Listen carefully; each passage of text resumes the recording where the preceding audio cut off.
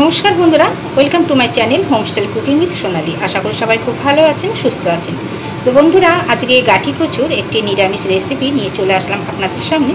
তো গাঠি কচু আলু সয়াবিন দিয়ে আমি কিভাবে তৈরি করছি সেটাই সম্পূর্ণ আজকে তুলে ধরব। তো চলুন বন্ধুরা, ভিডিওটা শুরু করা যাক। গাঠি কচুর এই নিরামিষ রেসিপির জন্য আমি যেগুলো নিয়েছি, এখানে দেখুন আলু নিয়েছি, আলুগুলো এরকম ডুমো ডুমো করে কেটে নিয়েছি। গাঠি কচু কেটে নিয়েছি, ভালো করে এগুলো পরিষ্কার করে জল দিয়ে ধুয়ে নিয়েছি। আর এখানে দেখুন একটা টমেটো নেওয়া হয়েছে, কয়েকটা কাঁচা লঙ্কা আর 1 ইঞ্চি মতো আদা নিয়েছি। তো আদা কাঁচা লঙ্কা এগুলো বেটে নেবো। আর এখানে দেখুন 1 বাটি নিয়েছি সয়াবিন। তো এই সয়াবিন আর আলু গাঠি কচু সমস্তই কিন্তু আমি সেদ্ধ করে নেব। সয়াবিনটাকে হালকাভাবে সেদ্ধ করব, যেহেতু বেশি সেদ্ধ করলে কি হয়, অনেক সময় সয়াবিন কিন্তু খুব নরম হয়ে যায়। তো একটু হালকাভাবে করলে গরম থাকাকালীন সয়াবিনগুলো কিন্তু ভালো মতো সেদ্ধ হয়ে যাবে। তো চলুন প্রথমে এগুলো আমি সেদ্ধ করে ফিরে আসি। এখানে দেখুন বন্ধুরা, এখানে আমার গাঠি কচু সেদ্ধ করা হয়ে গেছে, আলু সেদ্ধ করে নিয়েছি আর সয়াবিনটাকেও সেদ্ধ করে নিয়েছি। এখানে আমি কিছু গুঁড়ো মশলা নিয়েছি, সেটা আপনাদের দেখিয়ে দিই। দেখুন জিরে গুঁড়ো আছে, লঙ্কার গুঁড়ো আছে, ধনে গুঁড়ো আছে, হলুদ আছে আর কাশ্মীরি লঙ্কার গুঁড়ো আছে।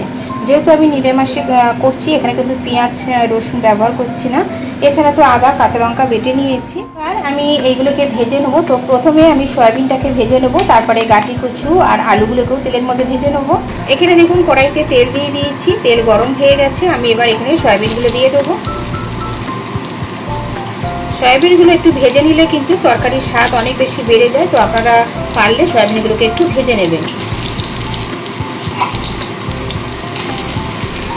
সয়াবিন ভাজার সময় দিয়ে দেবো সামান্য নুন, হলুদ আর একটু লঙ্কার গুঁড়ো, একটু হলুদ আর দেখুন খুব সামান্য লঙ্কার গুঁড়ো দিচ্ছি। সয়াবিন সেদ্ধ করার পর একবার আপনারাও ঠান্ডা জলে একটু ভালো করে ধুয়ে নেবেন, তারপরে জল চিপে নিয়ে এইভাবে ভেজে নেবেন। এতে সয়াবিনগুলো যেমন সুন্দর কিন্তু গোটা গোটা থাকে। অনেক সময় কী হয়, খুব বেশি সেদ্ধ হয়ে গেলে সয়াবিন অতিরিক্ত নরম হয়ে গেলে সেটা কিন্তু খেতে ভালো লাগে না। তাই একটু শক্ত থাকতে থাকতে নামাবেন গরম জল থেকে, তারপর কিছুক্ষণ রেখে দিয়ে সেই জল ছেঁকে ঠান্ডা জলে ভিজিয়ে রাখবেন। তারপর জল ছেড়ে চিপে নিয়ে এইভাবে ভেজে নেবেন। তো দেখুন খুব বেশি সময় লাগে না ভাজতে, অল্প একটু হালকা করে ভেজে নিলাম। এবার আমি সয়াবিনগুলোকে তুলে রাখবো।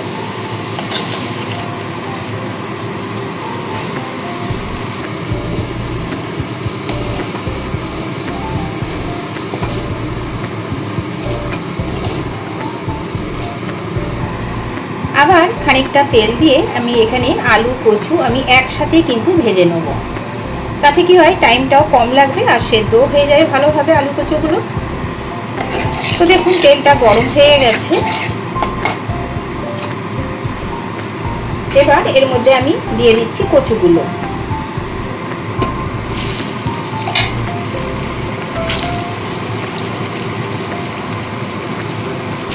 দেখুন কচু দেওয়া হয়ে গেছে। এবার আমি দিয়ে দিচ্ছি আলু। যেহেতু সেদ্ধ করা আছে, খুব বেশি কিন্তু ভাজতে সময় লাগবে না, অল্প একটু ভেজেই নামিয়ে নেব। আলু কচু দেওয়া হয়ে গেছে। এবার এখানেও কিন্তু আমি অল্প করে নুন হলুদ দিয়ে দেবো। দেখুন অল্প করে নুন দিচ্ছি আর অল্প করে হলুদ দিচ্ছি।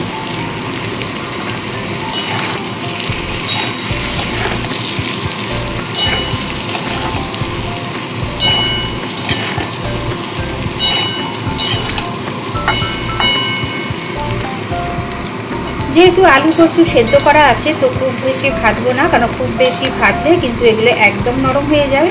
এবার আমি এখান থেকে তুলে নেব।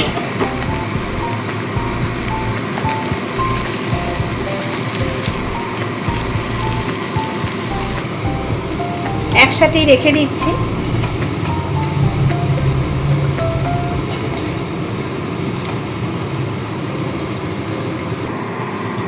এবার কড়াইটা ভালো করে ধুয়ে নিয়ে এর মধ্যে আর একটু সর্ষের তেল দিয়ে দিচ্ছি।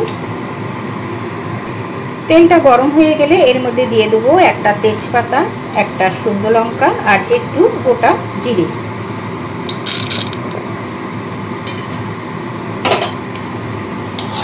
ফোড়নটা নাড়াচাড়া করে নিয়ে এর মধ্যে কেটে রাখা টমেটোগুলোকে দিয়ে দেবো।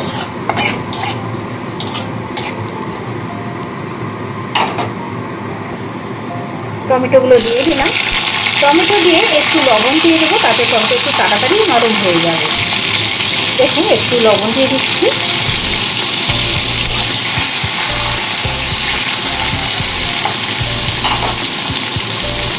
এর সাথে সাথে আমি আদা আর কাঁচা লঙ্কা বেটে রেখেছিলাম, সেটাও দিয়ে দিলাম।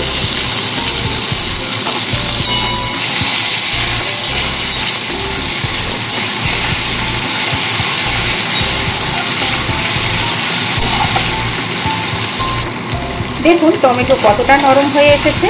তো এইবার এখানে আমি যে গুঁড়ো মশলাটা রেখেছিলাম, সেই গুঁড়ো মশলা কিন্তু অল্প জল দিয়ে আমি পেস্ট করে রেখে দিয়েছি, তো সেটাই এখানে দিয়ে দেবো।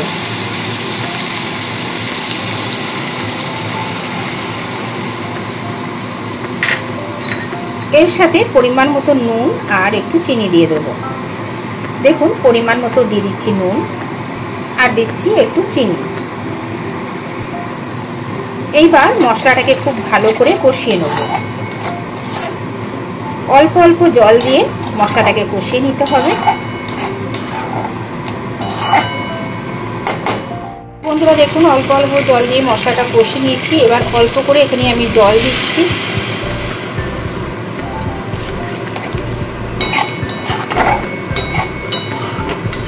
এবার এখানে ভেজে রাখা গাটি কচু, আলু আর সয়াবিনটা দিয়ে মশলার সাথে একবারে একটু কষিয়ে নেব।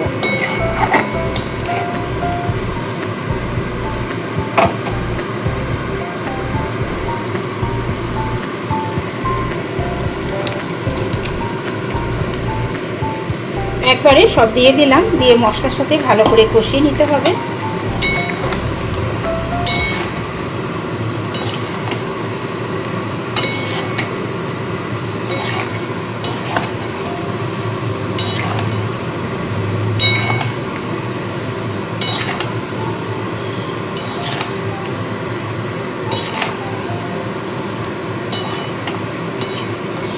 এক থেকে 2 মিনিট এইভাবে খানিকক্ষণ কষিয়ে নিয়ে এখানে দিয়ে দেবো পরিমাণ মতো জল।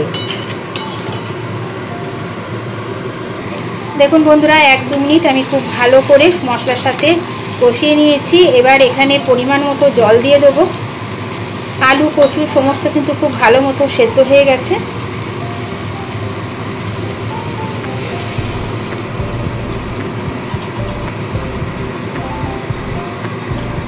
এখানে দিয়ে দিলাম পরিমাণ মতো জল।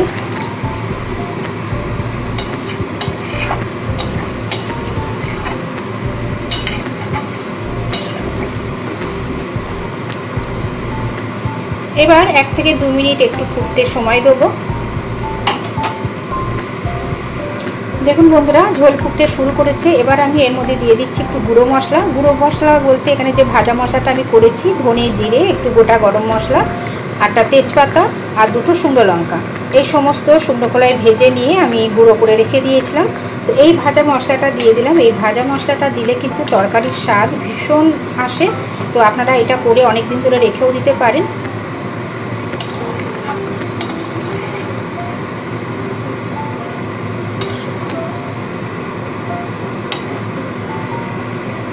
এবার সবশেষে দিচ্ছি দেখুন গরম মশলার গুঁড়ো।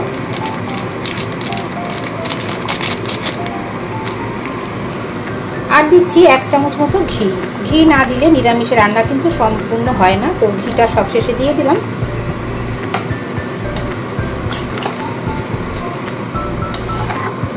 এইভাবে একবার আপনারা বাড়িতে করে খেয়ে দেখবেন, নিরামিষে দারুণ খেতে লাগে গরম ভাতের সাথে। আর অন্য কোনো তরকারি কিন্তু প্রয়োজন হয় না। গাঠি কচু এমনিতেই ভীষণ ভালো লাগে, যেভাবে করুন না কেন। তো নিরামিষ দিনে একবার হলো এইভাবে ট্রাই করবেন। আর ভাজা মশলাটা কিন্তু অবশ্যই আপনারা তৈরি করে রেখে দেবেন, ভাজা মশলাটা দিয়ে দেবেন। এবার সব শেষে একদম দিয়ে দিচ্ছি ধনেপাতা কুচনো।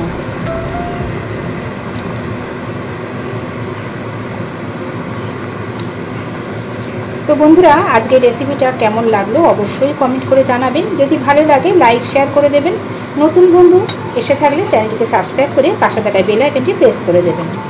এবার আমি গ্যাসটাকে অফ করে দিয়ে 1 মিনিট স্ট্যান্ডিং টাইমে রেখে দেবো।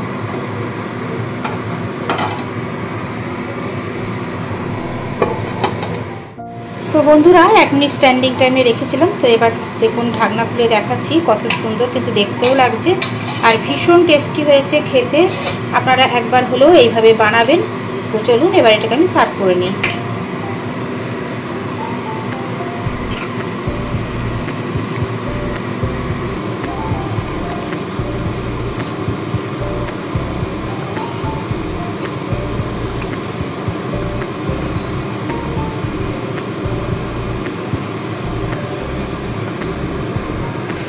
তো বন্ধুরা সম্পূর্ণ দেখুন রেডি হয়ে গেছে।